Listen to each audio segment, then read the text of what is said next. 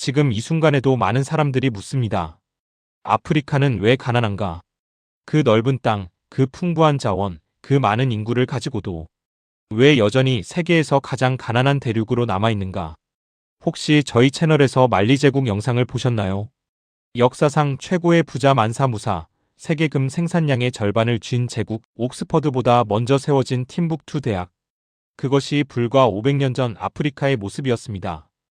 그렇다면 무엇이 이 찬란한 문명을 이 자리까지 끌어내렸을까요?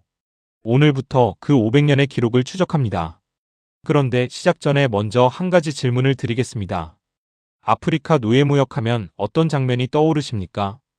유럽 백인들이 아프리카 해안으로 쳐들어와 흑인들을 쇠사슬로 묶어배에 싣는 장면. 대부분 그렇게 알고 계실 겁니다. 그런데 그것은 사실이 아닙니다. 적어도 전부는 아닙니다. 신대륙으로 끌려간 노예의 70에서 90%는 유럽인이 직접 잡아간 사람들이 아니었습니다. 아프리카인이 아프리카인을 잡아서 유럽인에게 팔았습니다. 오늘 그 불편한 진실의 이야기를 시작합니다. 먼저 노예무역이 시작되기 전 서아프리카가 어떤 곳이었는지부터 짚고 넘어가야 합니다. 15세기 이전 서아프리카는 우리가 상상하는 그런 대륙이 아니었습니다. 말리 제국이 세계 금 생산량의 절반을 장악하고 있을 때 유럽은 흑사병으로 인구의 3분의 1을 잃고 간신히 회복하고 있었습니다. 팀북투는 인구 10만의 대도시였습니다. 상콜의 대학에는 2만 5천 명의 학생이 있었고 도서관에는 70만 권의 필사본이 보관되어 있었습니다. 이것은 당시 유럽 어느 도시도 갖추지 못한 규모였습니다. 말리의 뒤를 이은 송하이 제국은 아프리카 역사상 최대 제국 중 하나였고 현재 나이지리아 땅에 있던 베냉 왕국은 1485년 포르투갈 탐험가들이 처음 방문했을 때 이 도시는 리스본만큼 크고 정교하다는 기록을 남겼습니다. 베냉의 청동 조각품들은 당시 유럽의 금속 기술을 능가하는 수준이었고 넓게 포장된 도로와 정교한 왕궁이 방문자들을 놀라게 했습니다.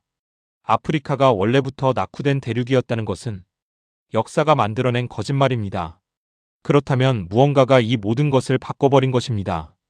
그 무언가의 이름이 바로 대서양 노예무역입니다. 1441년 포르투갈 탐험가 안탕 곤살베스가 서아프리카 해안에서 최초로 아프리카인 12명을 포르투갈로 납치했습니다. 1444년에는 라구스에서 공개 노예 경매가 열렸고 1482년 포르투갈은 현재 가나 해안에 엘미나 요새를 건설했습니다. 이 요새가 이후 400년간 계속될 대서양 노예무역의 첫 번째 거점이 됩니다. 그런데 왜 포르투갈은 이 시기에 서아프리카로 내려왔을까요? 답은 신대륙에 있습니다. 1492년 콜럼버스가 아메리카 대륙에 닿은 이후 스페인과 포르투갈은 앞다투어 신대륙에 식민지를 세웠습니다. 사탕수수, 담배, 면화, 커피. 이 작물들을 재배하려면 엄청난 노동력이 필요했습니다. 처음에는 원주민들을 노예로 사용했습니다. 그런데 유럽인들이 가져온 천연두, 홍역, 독감 같은 전염병에 원주민들이 속수무책으로 쓰러졌습니다. 일부 지역에서는 원주민 인구의 90%가 사라졌습니다. 노동력이 사라진 것입니다. 대체제가 필요했습니다. 그 대체제로 선택된 것이 아프리카인이었습니다. 열대 기후에 강하고 말라리아에 어느 정도 저항성이 있고 무엇보다 아프리카에는 공급을 담당해줄 왕국들이 있었습니다. 여기서 결정적인 질문이 나옵니다. 왜 유럽인들은 아프리카 내륙에 직접 들어가서 노예를 잡지 않았을까요? 이유는 단순합니다. 들어가면 죽었기 때문입니다. 서아프리카는 유럽인들 사이에서 백인의 무덤이라고 불렸습니다. 말라리아, 황열병, 수면병. 내륙으로 들어간 유럽인들은 대부분 몇 주 안에 사망했습니다. 18세기 영국 기록을 보면 서아프리카에 도착한 유럽인 선원의 절반 이상이 귀향전에 사망했다는 통계가 나옵니다. 지형도 문제였습니다. 밀림과 사바나가 뒤섞인 내륙 지형을 유럽인들은 전혀 몰랐습니다. 지도도 없었고 길도 몰랐고 언어도 통하지 않았습니다. 그래서 유럽 상인들은 전략을 바꿨습니다. 직접 들어가지 않는다. 해안의 요새에서 기다린다. 아프리카 왕국들이 노예를 데려오면 구매한다.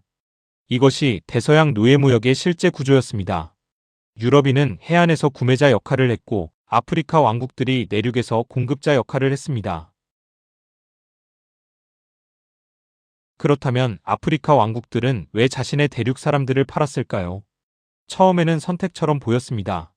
하지만 곧 함정이 되었습니다. 유럽 상인들이 가져온 것은 총기였습니다. 머스킷 소총. 이것이 모든 것을 바꿔버렸습니다. 서아프리카의 왕국들은 서로 끊임없이 경쟁하고 있었습니다. 총기를 가진 왕국과 총기가 없는 왕국 사이의 전투는 싸움이라고 부를 수도 없었습니다. 일방적인 학살이었습니다. 총기를 얻으려면 노예를 팔아야 했습니다. 노예를 잡으려면 이웃 부족을 공격해야 했습니다. 이웃 부족도 총기를 얻기 위해 똑같이 해야 했습니다.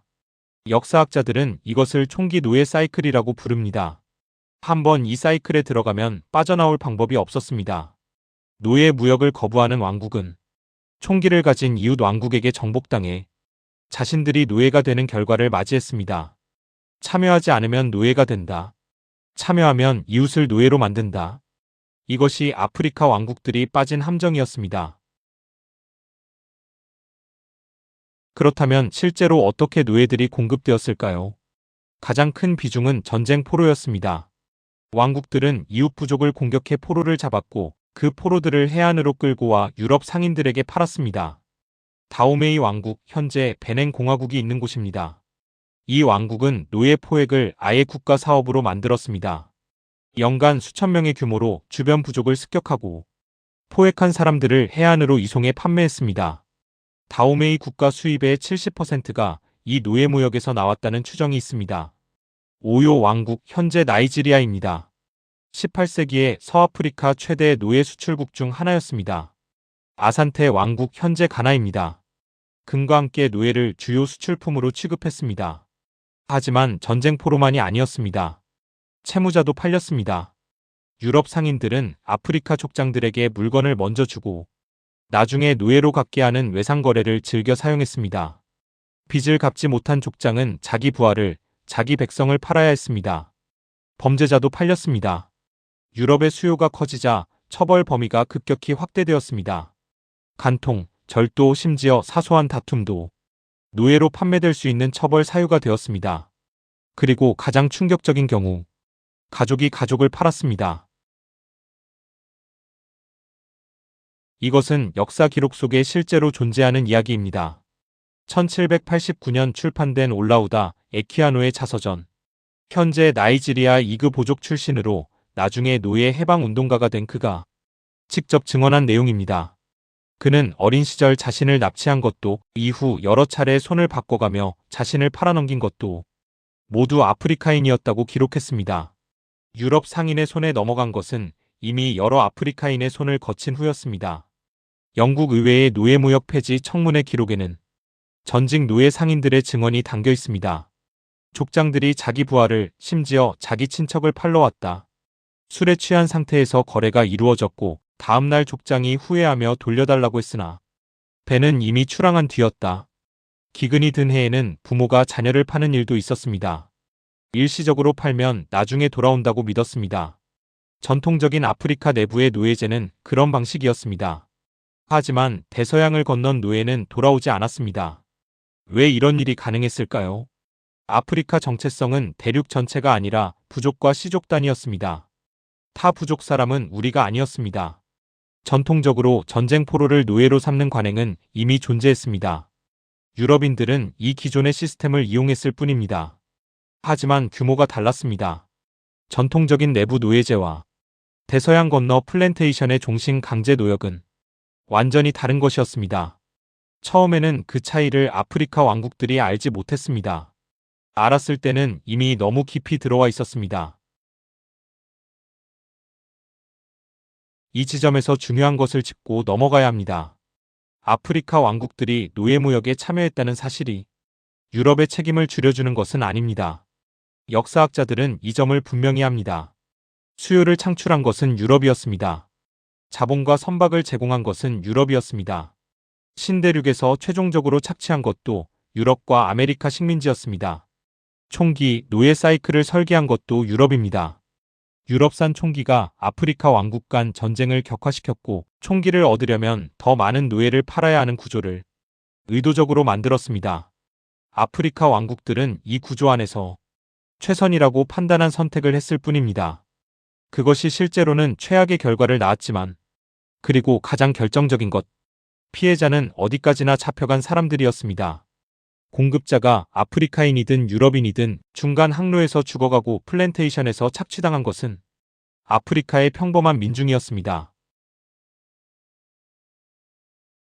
이 역사는 과거로 끝나지 않았습니다. 2018년 가나의 나나 아쿠포아도 대통령은 공식 석상에서 이런 말을 했습니다. 우리는 조상들이 노예무역에 공모한 것에 대해 용서를 구해야 합니다. 우리 조상들도 이 비극의 공범이었습니다. 베냉 공화국도 비슷한 시기 공식 사과를 했습니다. 다오메이 왕국의 후신인 나라에서 그 역사에 대한 책임을 인정한 것입니다. 그러나 이 사과들은 동시에 이것을 강조했습니다. 아프리카 왕국들의 참여가 있었다는 사실이 유럽 국가들의 역사적 책임을 없애주지는 않는다고. 실제로 아프리카가 입은 피해는 상상을 초월합니다. 대서양 노예무역으로만 약 1270만 명이 강제 이송되었습니다. 인도양과 사하라 노예무역까지 합치면 2천만 명에 가깝습니다. 포획 과정에서 죽은 사람, 마을이 불타 죽은 사람까지 합산하면 실제 손실은 훨씬 더 큽니다. 하버드 대학의 경제학자 넌의 연구는 노예무역 피해가 컸던 지역일수록 200년이 지난 오늘날에도 더 가난하다는 것을 실증했습니다. 아프리카의 현재 빈곤은 아프리카 사람들의 무능 때문이 아닙니다. 500년에 걸쳐 외부에서 설계된 결과입니다. 다음 편에서는 이 노예무역의 경제 구조를 더 깊이 들여다봅니다. 아프리카 해안에서 구매된 노예 한 명이 신대륙에서 팔릴 때까지 몇 배의 가격이 되었는지, 노예선 한 척이 한 번의 항해에서 얼마를 벌었는지, 그 돈이 어디로 흘러가 오늘날 어떤 기관의 뿌리가 되었는지, 오늘날 우리가 사용하는 보험과 은행 시스템의 탄생에 노예무역이 어떤 역할을 했는지, 그 이야기가 2편 인간을 화물로에서 이어집니다. 설계된 가난. 다음 편에서 뵙겠습니다.